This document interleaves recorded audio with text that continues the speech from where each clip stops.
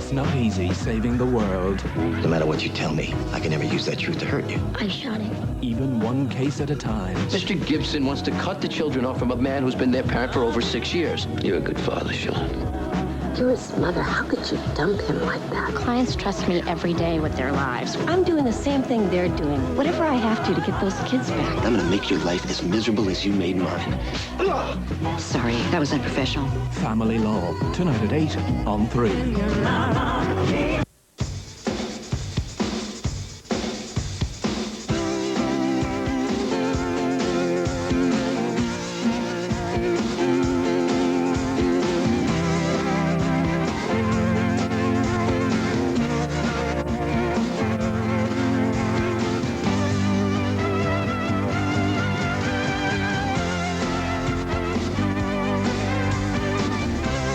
Packed full of goodness. Cheese it.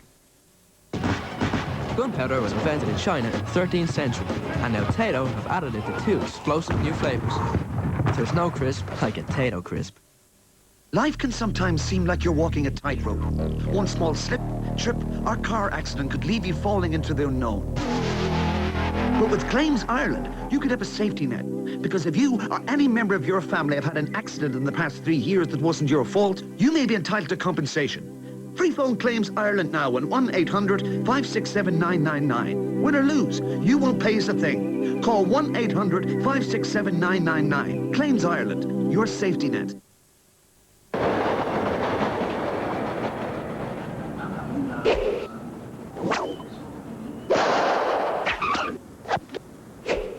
Whoa, big guy. Hey, kid, there ain't no way to squeeze a squeezer. You got fruit, you got yogurt, you gotta get it together. And ease that squeeze.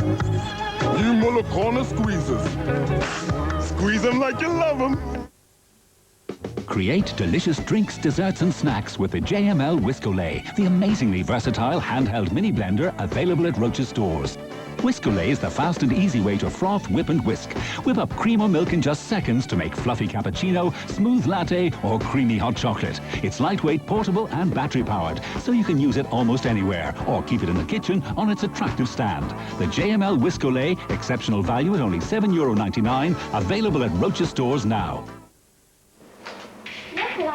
The Uncle Ben's Coronation Street cash-in on TV3 gives you the opportunity to win pots of cash. All you have to do is watch Coronation Street weeknights on 3. Phone the competition line on 1550 71 72 73. Answer a simple question and you could win €5,000. We're giving away €5,000 per evening episode for 3 weeks, so there are plenty of chances to win. The Uncle Ben's Coronation Street cash-in, tomorrow at 7:30 on 3. I understand Dina's upset about this, but you don't know Dina. My foster parents are separating us. We're all the family we've got, and they're separating us. There's an 8-year-old girl who stands a chance of having a good home. All at the cost of her sister. We're not adopting her because she's impossible to control. Besides, she's so protective of her sisters, she makes it impossible for us to do our jobs. Just keep me with my sister and make the Howlers take me. Just get it done. The Guardian, Thursday at 8 on 3. This Friday night, live and exclusive to TV3. It's a battle between the Dubs as Aircom League Premier Division leaders Bohemians face second-place Shelburne at Dalymount Park. Shell suffered a 2-1 defeat at the hands of Bows when these teams last met and need a win on Friday to stay in contention for the League of Ireland title. Coverage starts at 8, only on 3.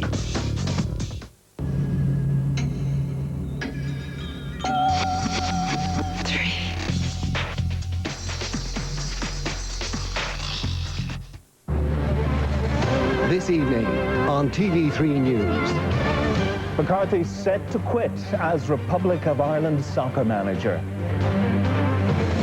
Fresh allegations against Gardaí at the Morris Tribunal.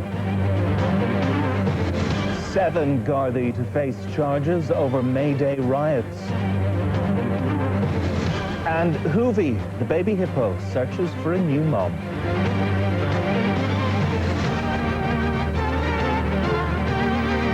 TV3 News at 5:30.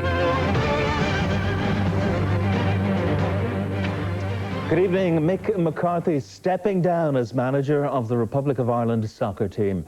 The announcement will be confirmed at a news conference later this evening. He spent 6 years in charge of the team. The Irish flag wasn't flying outside the FAI's headquarters today. Staff and officials had more pressing things on their mind. The end of the association's 6-year relationship with Mick McCarthy. Throughout the day, there was talk the terms of his severance package would be thrashed out at a crunch meeting at a secret location this evening.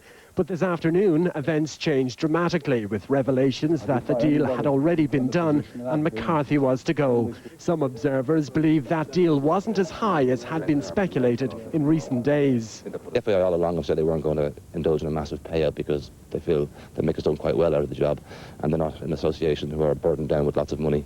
I understand that Mick has been paid a salary, his weekly wage, which will run for the next a short space, but he hasn't been paid anywhere near like the 50, 60, 70,000 pounds that we've been reading about. It's a much more smaller sum.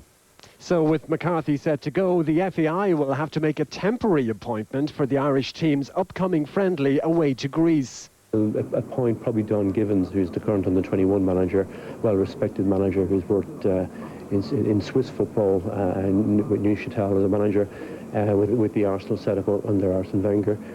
He will be appointed a temporary senior manager with probably Paki Bonner as his assistant. This was the press conference in early 1996 that marked the start of McCarthy's reign as Irish manager, and it will be at another press conference tonight that the end of his term will be confirmed. But it will be a joint conference with the FAI, an attempt to show their association has ended without hard feelings. Brian Daly, TV3 News. With many of the old names having hung up their boots, Mick McCarthy was left with a depleted squad when he was unveiled as new boss in 1996. And though he took Ireland to the playoffs for both the 1998 World Cup and Euro 2000, the Republic failed to qualify for both. But the FAI stood by their man for the road to the 2002 World Cup, and McCarthy continued, this time facing his most difficult qualifying campaign to date, up against Holland and Portugal. And having secured 2 draws against the Portuguese, it came down to a Lansdowne Road showdown with the Dutch. Jason McAteer's strike all but securing a place in the playoffs. Victory over Iran then saw the Irish on their way to their first major championship in 8 years. Yes, indeed. But the jubilation was soon soured by what could become the most memorable era of McCarthy's reign, pre-tournament preparations in Saipan. What exactly was said in that team meeting may never be known, but the results, Roy Keane's exit from South Korea following a verbal attack on his manager, are likely to be remembered for some time. Despite numerous rumours about the captain's possible return, there was no apology. Keane stayed at home. And what followed was a brave Irish display in the World Cup and ultimate departure on penalties to Spain in the second round. The FAI offered their manager a new 2-year contract, and it was time to start afresh. But 4-2 defeat to Russia in the 2004 European Championship qualifiers was followed by a 2-1 beating by Switzerland, and speculation about McCarthy's possible departure has been rife ever since. Joanne Cantwell, TV3 News. The Morris Tribunal has heard details of serious criticism contained in a report on the Garda investigation into the death of Raffo cattle dealer Richie Barron in 1996. The tribunal also heard allegations that Garda in County Donegal planted a firearm at a traveller encampment. The newspapers were flying out of the shops in Donegal town this morning as the local community digested the Morris Tribunal's initial explosive allegations. But as proceedings resumed, it was clear there was more to come. As counsel for the tribunal, Peter Charlton, continued his opening statement, details of an allegation by Garda informant Adrian McGlinchey that Gardaí were responsible for the death of Raffo cattle dealer Richie Barron emerged. McGlinchey claimed that Detective Garda Noel McMahon told her that on October 14, 1996, 2 guards driving a car outside Raffo came upon a drunk man. Initially, they shouted at him to get off the road. A scuffle then followed, and one of the guards clobbered the man with a metal object. Adrian McGlinchey added that she did not believe the story. But in her statement, she claims Noel McMahon asked her to meet a man who gave her a metal weight, which she subsequently washed clean of a substance, possibly blood, and dumped in a forest. Detective Garda McMahon denies all the allegations. The tribunal also began to hear details of a litany of failures by Gardaí investigating Richie Barron's death. And in a separate section, allegations made by a former Garda detective that Gardaí had planted an explosive device at a telecommunications mast in Ardra, County Donegal, in order to discredit local protesters were also outlined. Counsel for the tribunal also revealed details of an allegation that a Detective Sergeant John White had planted a sawn-off shotgun at a traveller encampment at Burnfoot, County Donegal, as part of an investigation into the murder of an elderly man in Mayo in May 1998.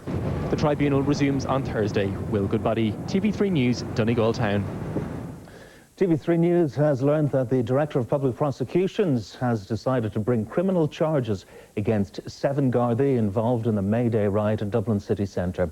The Gardaí face charges of assault. The Garda Complaints Board received more than 40 complaints after Gardaí drew batons during the protest against global capitalism. These were the violent scenes on Dublin's Dame Street on May Day last. Gardaí moved in with batons after prosecutors blocked the street. 14 people were arrested for public order offences. In the aftermath of the riot, the Gardaí came in for fierce criticism. It was claimed excessive force was used and that some Gardaí had removed their identification numbers. Over 40 complaints were received by the Garda Complaints Board. None of the Gardaí involved in the demonstration were suspended, but one officer has since been on desk duty. Following an internal Garda inquiry and an investigation by the Garda Complaints Board, the Director of Public Prosecutions has decided to prosecute 7 of the Gardaí involved in the riots. The 7, who are all Dublin-based and serving members, are to be charged with assault. 6 will face trial before judge and jury. It's believed the 7 Gardaí will be brought before the courts by summons. The assault charges they face carry a penalty of up to 5 years in jail. Maura Duran, TV3 News. A 35-year-old Lithuanian man who was attacked in Dublin is being treated for serious head injuries in Beaumont Hospital. He was assaulted at Millbrook Road, Coolock, close to his home shortly after midnight last night, where they are searching for 3 men they believe are behind the attack. A group representing survivors of child abuse is appealing to Catholics to stop giving money to church collections in an act of protest. The Irish survivors of child abuse made the appeal today after a meeting with the Minister for Justice, Michael McDowell.